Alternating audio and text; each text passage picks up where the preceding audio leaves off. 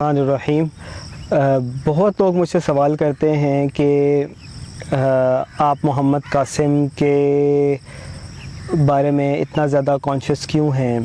اور محمد قاسم کے خوابوں میں ایسی کیا بات ہے کہ آپ اس کے خواب پھیلانے میں لگے ہوئے ہیں اور ایک قسم کی اپنی ساری لائف ڈیڈیکیٹ کر دی ہے اس کام کے لیے۔ دیکھیں، آج مجھے یہ چیز کلیئر کرنے دیں کہ محمد قاسم کے جو خواب ہیں اور جو ویژنز ہیں وہ کوئی میرے لیے کوئی ذاتی انٹرسٹ اس میں نہیں ہے، بلکہ عام لوگوں کی طرح، آپ سب کی طرح جب میں نے وہ ویڈیوز یوٹیوب پہ دیکھی تو بڑی عجیب بات مجھے لگی کہ ایک بندہ ہے وہ کلیم کر رہا ہے کہ اللہ رب العزت اس سے کلام کرتا ہے خواب میں، اور کئی سو دفعہ نبی مکرم صلی اللہ علیہ وسلم کی زیارت ہو چکی ہے۔ تو یہ بات میرے لیے بڑی عجیب تھی، اور میں بھی اس چیز کو ایکسیپٹ کرنے کے لیے تیار نہیں تھا، لیکن جب میں نے اس کے پر غور کیا اور جو خوابوں کا کنٹینٹ ہے اس کو دیکھا تو مجھے ریئلائز ہوا کہ یہ ایک ریڈل ہے، ایک ایسا ہڈن میسیج ہے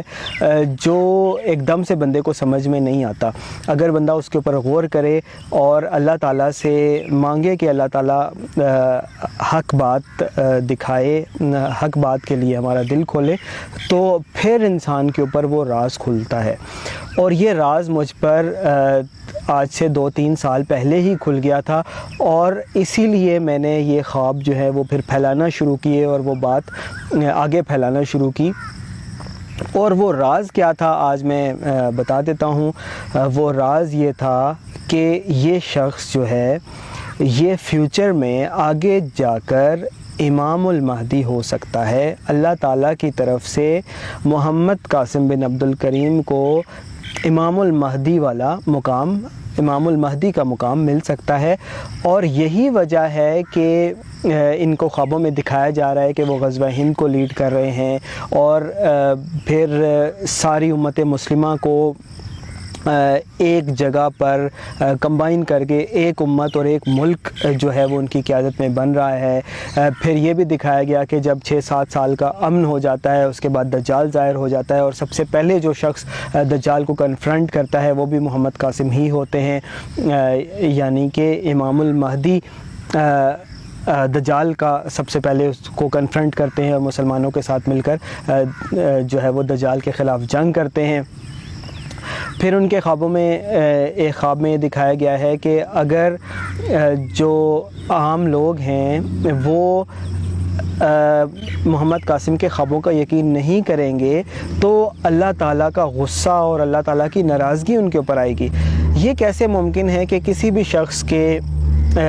ایک عام شخص کے خواب اتنے زیادہ اہم ہیں کہ عام لوگوں کے لیے ان کے اوپر یقین کرنا ایک اوبلیگیشن ہے، ایک ذمہ داری ہے۔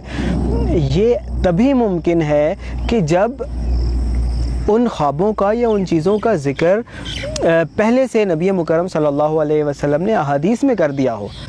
اور وہ ذکر آپ صلی اللہ علیہ وسلم نے امام المہدی کے فارم میں کیا ہے کہ صرف امام المہدی ہی ایسے لیڈر آئیں گے کہ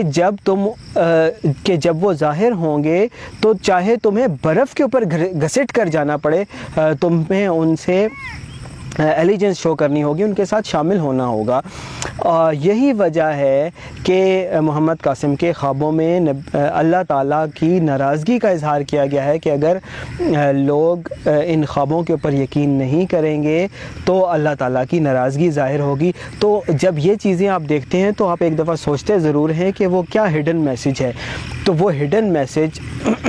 میرے آپ کے ہم سب کے لیے یہی ہے کہ محمد قاسم جو ہیں آگے جا کر امام المہدی ہو سکتے ہیں۔ اور یہ چیز کیسے آپ ریئلائز کریں گے، یہ چیز کیسے سمجھیں گے، کیسے مانیں گے، یہ تبھی ممکن ہے کہ جب آپ کا سینہ اللہ تعالیٰ حق کے لیے کھول دے، اور آپ اس چیز کو سمجھنے لگیں کہ جو محمد قاسم کو چیزیں بتائی جا رہی ہیں وہ اس سے پہلے کے ساتھ بھی اس طرح کے واقعات نہیں ہوئے، اس طرح کے کلیمز کسی نے بھی نہیں کیے۔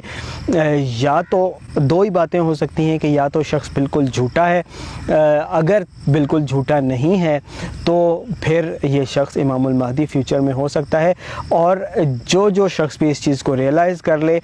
وہ فوراً سے اپنی الیجنس شو کرے اور اس میسیج کو زیادہ سے زیادہ لوگوں تک پھیلائے تاکہ عام لوگ اس بات کو سمجھیں اور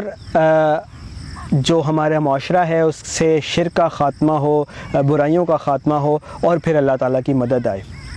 اور اللہ تعالیٰ کی مدد آنے کے نتیجے میں پاکستان کو پاور ملے گی، پاکستان کی فوج کو پاور ملے گی۔ اللہ تعالیٰ 3000 کے قریب زبردست طاقتور جنگی جہازوں سے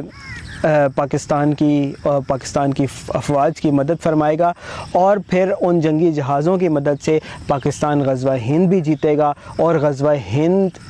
میں کامیابی کے بعد پوری امت مسلمہ کو ایک جگہ پر جمع کر کے